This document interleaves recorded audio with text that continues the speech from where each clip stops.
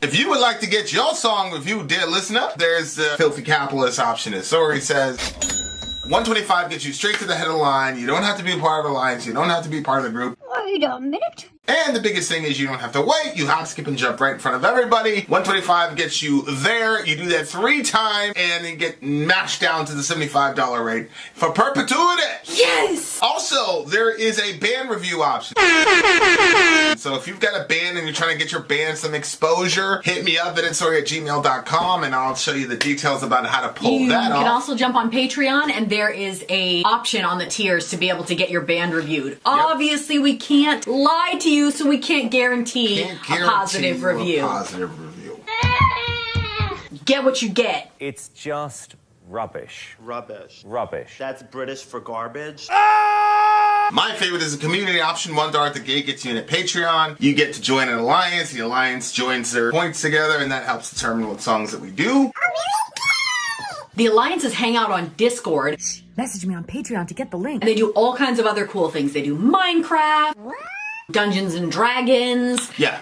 It's really a community within the community. Anybody can go on the village, facebook.com/Vin and Sori. There's 160,000+ people on the channel. What's cool about the Discord is that it offers a real opportunity for community connection, friendship, that type of thing. And it's on Discord, so if you're not a Facebook person, it's for you. You start off at $1. Right. Plus you get exclusives. Sori and I are working on a song. So the first 15 seconds of that was on Patreon. Also, at $15 tier and above, when we actually debut the video, they're going to be there live with us. There you are, dear listener. Buy merch. All right. You guys, it's the Imperishable Flames. Don't forget to check us out on Rumble. The link is in the description of this video, so you can get that. Yesterday's stream, Revo's Korean stream, was actually, surprise, blocked on YouTube. But it is not blocked on Rumble, and it is not blocked on Twitter. You can watch the entire show in its entirety. And those are the places at to Rumble. do so. Okay? At Rumble. Okay. Again, link is in the description of this video. But we have a 9-song stream tonight. We're going to be listening to, let's just get the note from our DJs. This is it says we're back! Metal-centric, but as always, it is a genre mix. Thank you for doing this for us, says Middle. Alright, you guys, the first song is Vorga, Voideath. Song comments for songs 1 and 2 from Ben Bear and Middle Earth. For this first section, Middle Earth and Ben have teamed up to give you a 2-track album sampler. We'll be listening to the first track, Voideath, and the last track, Terminal, from Vorga's Beyond the Palest Star, released March 29th of 2024. Vorga are an atmospheric, melodic sci-fi black metal band from Germany. Shout out to Germany. Melodic sci-fi? Song All 1. good things. Vorga. Voideath. The time has arrived. Vin and Sori. Let's do it. Vorga. Voideath, let's go.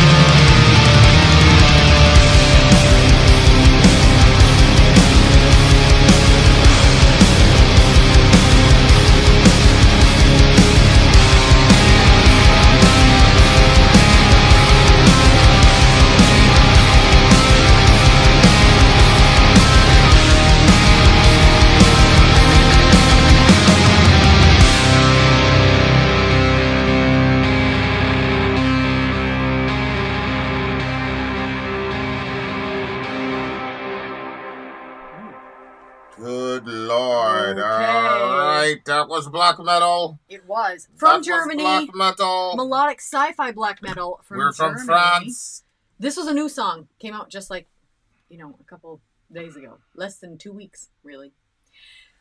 All right. What do you got? I love instrumentally. What they did with it. It was definitely journey taking for on that regard. Vocal style was a little bit more challenging for me, but I was able to follow along with when he was speaking it. I could find it on the lyrics, so that was cool. That was cool. Sometimes those type of vocals you can't really find them. What about you? How did you like it? Oh, I just This is tremolo. It's like black exactly metal what you tremolo. need. But there was some really simple, somebody said the rhythm guitarist was meaty, and I agree. It was just very meaty guitars, not very. The drum was nice too. Oh yeah, the drumming was insane. Even DJ AT says I came halfway through and thought it was powerful energy wise. Yeah, when they went the chuggy part, that right there, I was like, oh man, because everybody knows me, I'm a knuckle dragging caveman relative to metal. I love the simple shit. I love the da-dum, da-dum, da-dum, I love that shit. But you guys will see when you start hearing our music, you're like, oh, this kid's a chord fan. It's gonna make sense. There's a chord fan, obviously. Yeah, so sonically, I loved it. Black metal, everybody knows black metal is my favorite genre. I think my black metal average is 9.7. I think I've ranked black metal as the highest of the high, probably relative to that. By the way, everybody on Rumble, if you send us a picture of you sharing it, you get put in the drawing. Remember, at the end of the month, we're going to be doing a drawing. Somebody's going to win a free shirt. Somebody else is going to win a free song. So share so that your name can be added to the list. Yes. Okay, let's keep going. So what did you think? I have a pretty good idea as to what I think the subject matter is / give it was. to me. Hit me with it.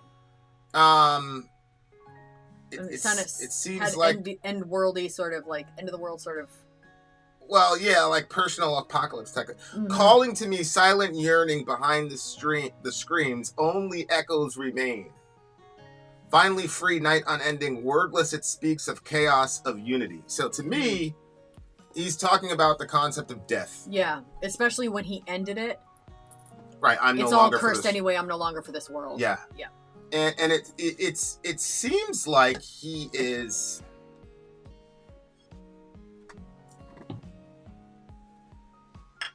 I'll enjoy my black tea with our black metal. Well, this is always the conflict with artists.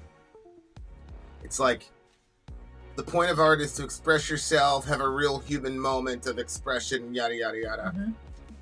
And especially in our generation, there's a big primer on authenticity. On the other hand, if a person is authentically miserable all the time and they make authentically miserable music, people are trying to say that there's no correlation between that and what people do. That's crazy to me. What do you mean what they do? Well, I mean, one of the things we see here all the time is rap music. Rap music is causes these kids to kill each other, blah, blah, blah, blah. Right? And it's that was so ridiculous to me as an idea. I'm that's so stupid. But then when I came of age and started getting into conflicts, there were certain songs that I would listen to. Yeah. You see what I'm saying? So it's well, the music didn't influence me in the sense of being a violent person, but it was definitely, it quickly became, the thing that I did almost ritualistically before something would happen. Right. Yeah. So it's I mean, I'm not going to lie. This one. Okay, so sonically, if you took the lyrics out of it and you just listened to the instrumentation, I don't know how I would have experienced it that way. I liked the instrumentation. It was it was moving. If, like I said, it was kind of journey wise, but overall, I did have a difficult time with the song because it made me feel depressed. That's what happened. When I was listening to it, I started feeling depressed, and I started having these dark thoughts that I try not to have. Oh my and God. So yeah, that's Really? that's literally what happened when I was listening to it. And then the way that the song ended, Well, when he was like, I gotta give the band some credit then if it affected you like that. Damn. and then when he's like, I'm no longer for this world, like that was literally like, I don't know. It just, created a picture. I'm not going to go into details, but it it created a end of the world sort of situation for me visually in my mind. I'm going to be honest with you. I was able to follow the lyrics as in like when he was singing it, I could follow it along. But I was feeling like I was dropping. And so I was kind of like trying to be in the song while being like having an aversion to it at the same time. So it was a sort of strange experience. So if they're going for this sort of, which they are, because you're reading the lyrics and it definitely seems like it's, like you said, like this sort of apocalypse, self-apocalypse maybe. And then, it's all cursed anyway. I'm no longer for this Look at world. Dwayne says black metal should be instrumental only. Hell be saying that shit too though. Hell's metal taste have evolved. Like she listens sometimes to the heavy shit, but if you come at her with the Cookie Monster vocals, yeah, it's all together too much. 9 times out of 10 she's gonna be like, that's trash. Nothing's wrong with you. Yeah. So I don't know. What about you? How did you experience the song? Well, I mean, I'm not gonna go as far as say it was depressing me, but I think for me, like if you listen to a lot of rap, it's I'm gonna do this, blah, blah, blah, blah, blah, whatever. And 9 times out of 10, I'm like, man, you ain't gonna do that shit, bro. Stop. With metal, when people talk about their suffering or how they're reacting to it or what they're gonna do, it's just a different kind of thing, because in the hip hop culture, it's ego driven and you want people to look at your image or whatever. But our community has a lot of really desperate people who are trying to figure out reasons to live. So, yeah. Right. And I'm always conflicted even about reviewing songs like this. Like there is a band that I will not at all countenance at all, but this kind of romanticization of death, obviously as a Christian, I think is dangerous. Not in the obvious sense, like the immediate sense is we don't want people to harm themselves, but I was just watching, this shit is killing me right now. I mean, think about this, and like it's another pro-life fight on the horizon, and it's just so.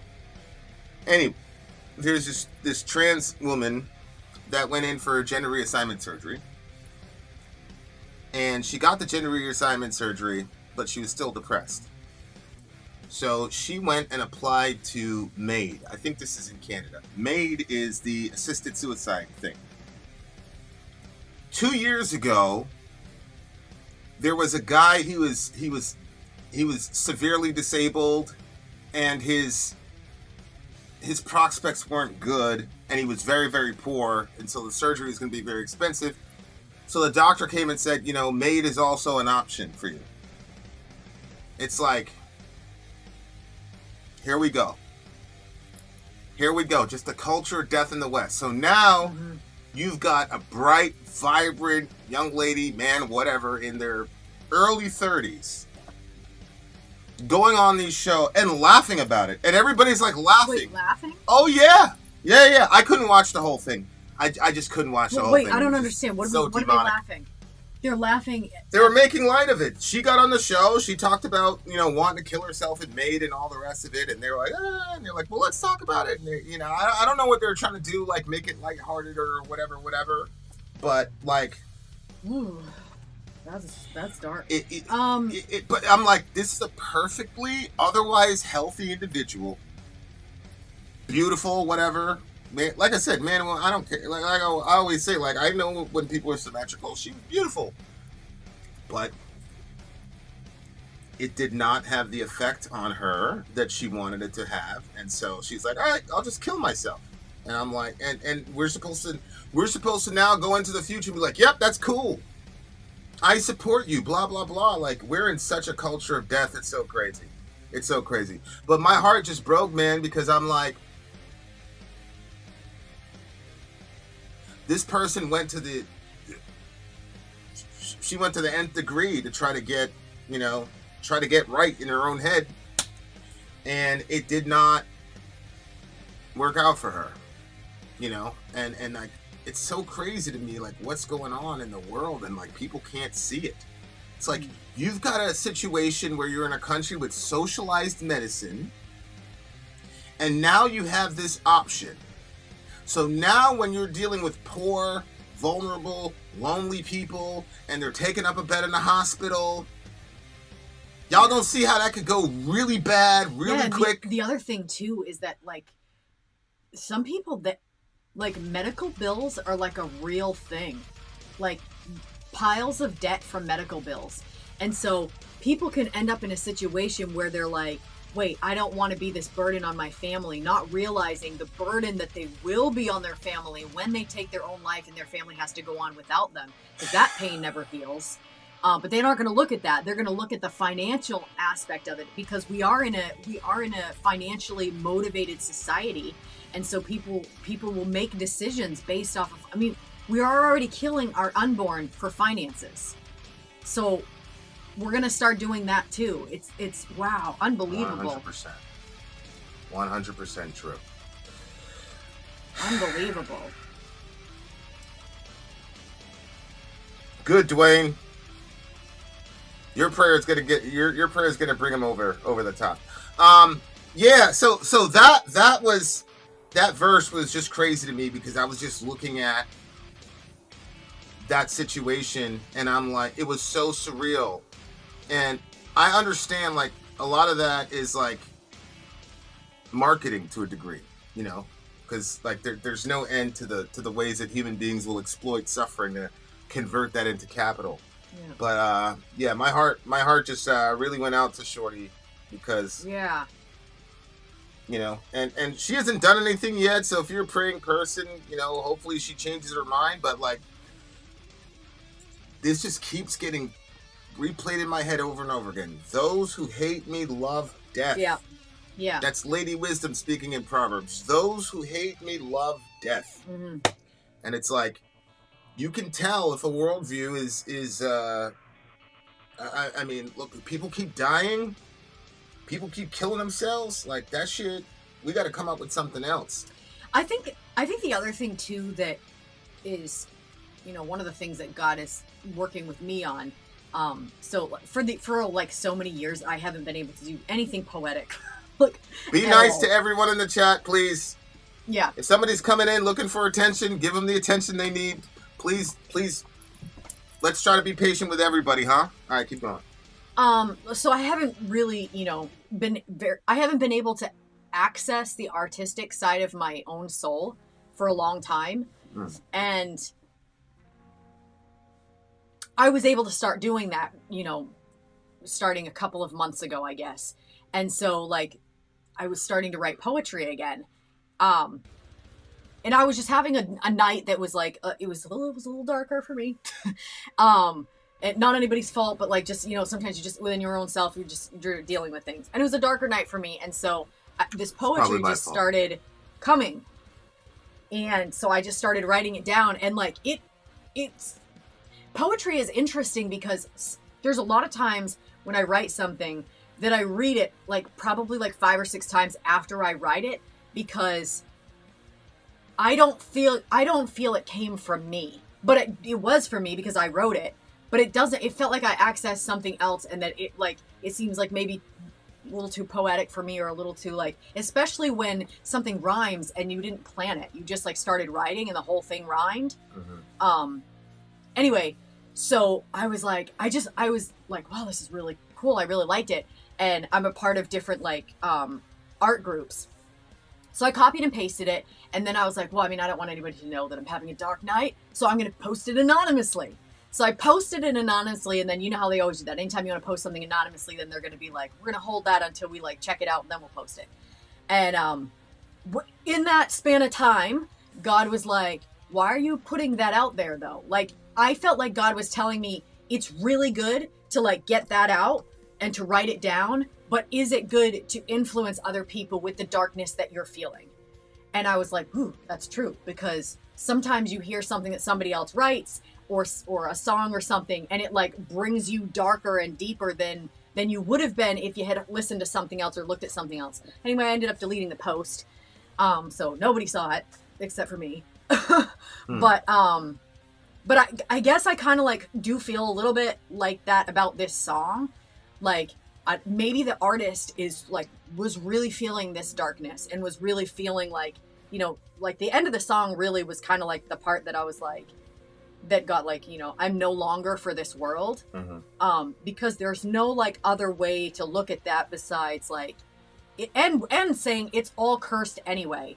I'm no longer for this world. Like that's like you're really at like a, but for me, I'm like, I don't know, like we should put that out there for everybody to feel that. Like, you know, people may respond to that. And I mean, I'm not trying to put my, I do think it's, well, no, I'm going to be completely honest. I do think it's very important that we're conscious of what we're putting out there for the masses. So everything, like we influence each other and we are interconnected, whether we realize it or not. And, you know, it's better, like, it's better to give fresh water than it is to give poisonous water to somebody.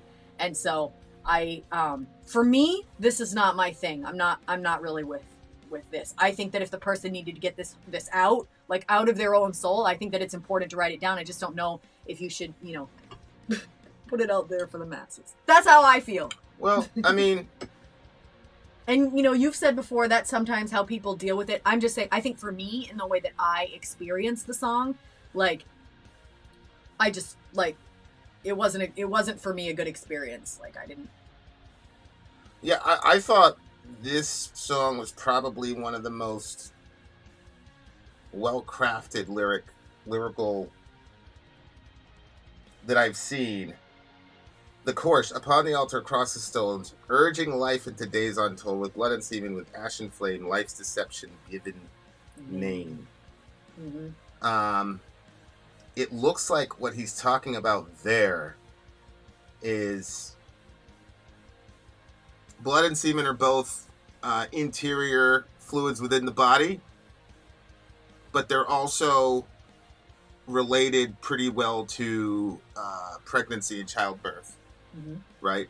And then you've got ashen flame, as in, you know, everything is destructed. And then the next thing is life's deceptions are given a name.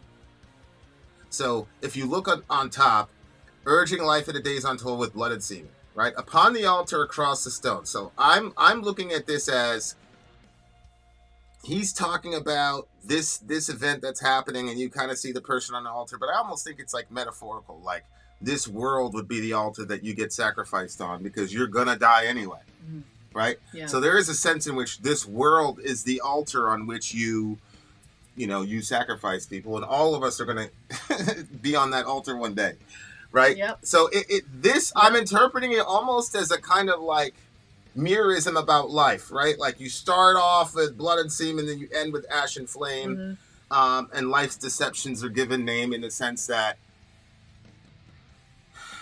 you know, the conception, the birth happens, you know, blood and semen, and then the next thing you see is with ash and flame. So it's like the minute that kid is born, he's already got a death date. He's dying. It's all going to turn to ash and flame.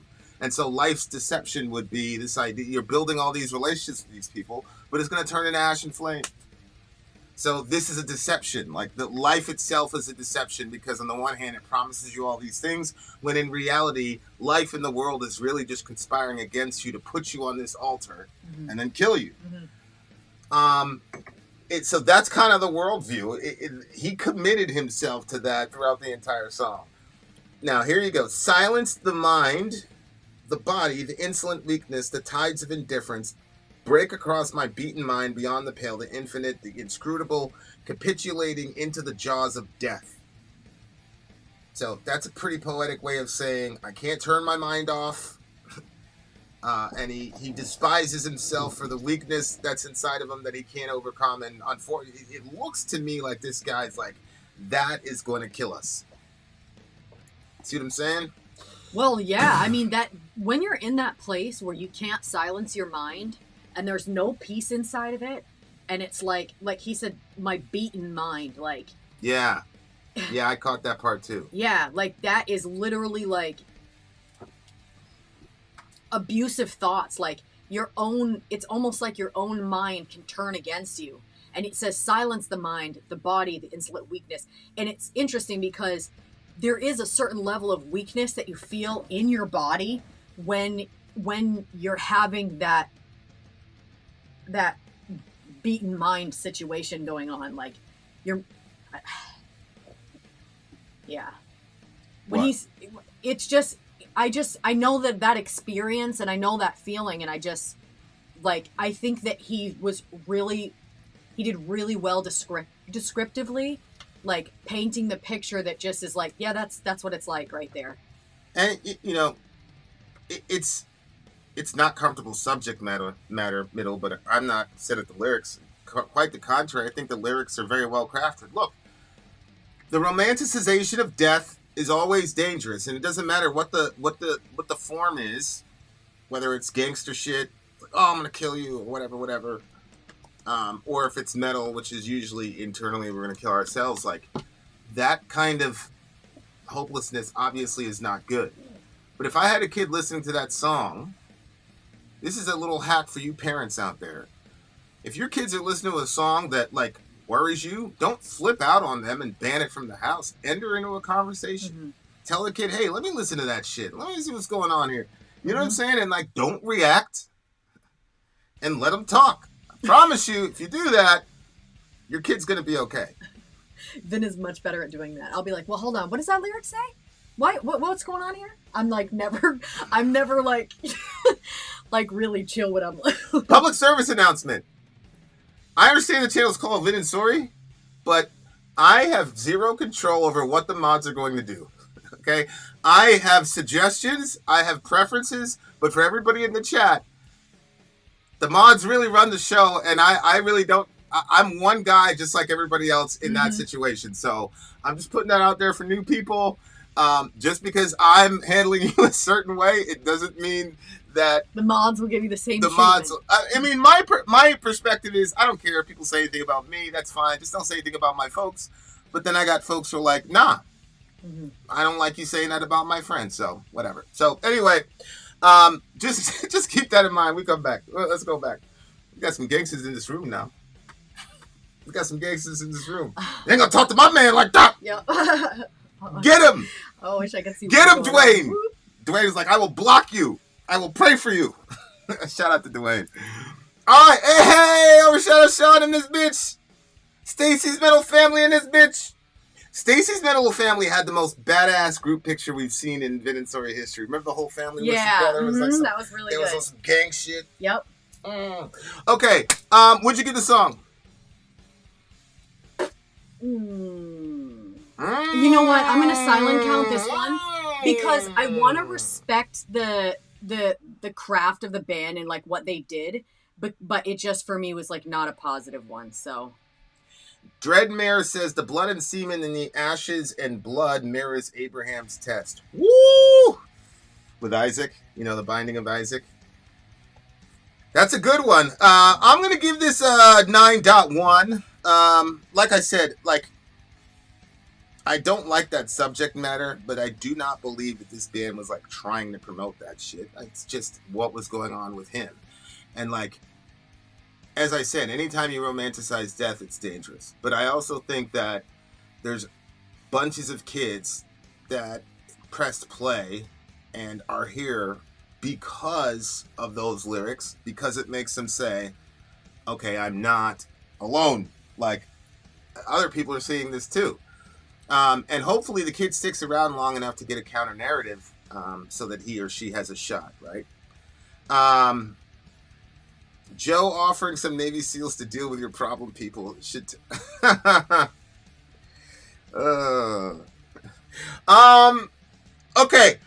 Okay. All right, commercial break. We'll be right back. Commercial break. Yeah, good. I'm not gonna say that. Commercial break. We'll be right back. Vin and Sori in this bitch. Let's go.